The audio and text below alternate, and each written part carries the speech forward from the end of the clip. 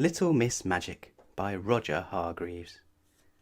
Early one Monday morning in summer, little Miss Magic awoke in the bedroom of Abracadabra Cottage, which was where she lived. She yawned a yawn and got out of bed. She went to the bathroom to clean her teeth. Squeeze, she said to the tube of toothpaste, and guess what? The tube of toothpaste jumped up and squeezed itself onto little Miss Magic's toothbrush. Honestly, little Miss Magic isn't called Little Miss Magic for nothing. When she tells something to do something, it does it. She went downstairs to the kitchen. Boil, she said to the kettle, and it did. Toast, she said to the toaster.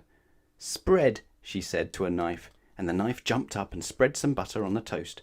Pour, she said to the coffee pot, and she sat down to breakfast. Don't you wish you could make things do things like that? She was enjoying a second cup of coffee when there was a knock at the kitchen door. Open, she said to the door, and as it did, there stood Mr. Happy, looking exactly the opposite. You don't look your usual self, remarked little Miss Magic. What's the matter? Everything, replied Mr. Happy. Come in and tell me about it, she said. Have a cup of coffee. Pour, she said to the coffee pot. Now, said little Miss Magic, what is it? It's Mr. Tickle, replied Mr. Happy. He's become absolutely impossible. What do you mean? Asked little Miss Magic. Well, went on Mr. Happy, he used to go around tickling people every now and then, but now he's going around tickling people all the time. He sighed. Little Miss Magic looked at him. It can't be that bad, she said. It's worse, said Mr. Happy unhappily. Cheer up, she grinned. Come on, she said, and off they set from Abracadabra Cottage. After you, said little Miss Magic to Mr. Happy. Close, she said to the door. Mr. Tickle was in full cry. What a Monday morning he was having! He'd tickled Mr. Mean until he'd moaned, and Mr. Greedy until he'd groaned, and little Miss Sunshine until she'd shivered, and Mr. Quiet until he'd quivered, and little Miss Plump until she'd pleaded, and little Miss Shy until she'd sobbed, not to mention a postman, a policeman, a doctor, 3 dogs, 2 cats, and a worm. Aha! cried Mr. Tickle as he spied little Miss Magic and Mr. Happy. Anyone for tickles? And he rushed up to them, reaching out those extraordinarily long arms of his, with those particularly ticklish fingers on the ends of them. Little Miss Magic looked at Mr. Happy. I see what you mean, she said, and winked. She pointed at Mr. Tickle's extraordinarily long right arm.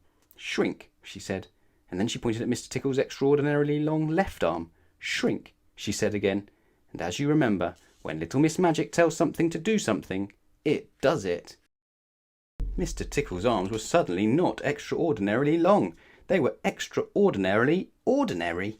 That's not fair, he cried. You've spoiled my fun. It might have been fun for you, remarked Mr. Happy, but it wasn't much fun for anybody else. Come and see me tomorrow, said little Miss Magic to Mr. Tickle. There, she said to Mr. Happy. Happy now? Mr. Happy smiled that famous smile of his. I'll say, he said. Come on, he added, I'll buy you lunch. And off they went to his favourite restaurant, Smiler's. On Tuesday, Mr. Tickle went round to Abracadabra Cottage. He knocked at the front door. Open, said a voice inside. Oh, hello, smiled little Miss Magic as the door opened by itself and she saw who was standing there. Come in. I expect you'd like me to make your arms long again, she said. Oh, yes, please, said Mr. Tickle. Very well, she said. Mr. Tickle's face lit up. On one condition, she added. His face fell. You're only allowed 1 tickle a day. 1 tickle a day, said Mr. Tickle. That's not much. Promise, said little Miss Magic. Mr. Tickle sighed. Promise, he said. Grow, said little Miss Magic, and both Mr. Tickle's arms grew back to their original long length. Now, don't forget, she reminded him, 1 tickle a day, or else, she added. Mr. Tickle went out through the door. Goodbye, she said to him. Shut, she said to the door. Mr. Tickle stood outside little Miss Magic's cottage. Ah, well, he thought, 1 tickle a day is better than no tickles a day. It was then that he saw one of the downstairs windows of Abracadabra Cottage was open. 1 tickle a day, he thought, and a small smile came to his face. 1 tickle a day, he thought.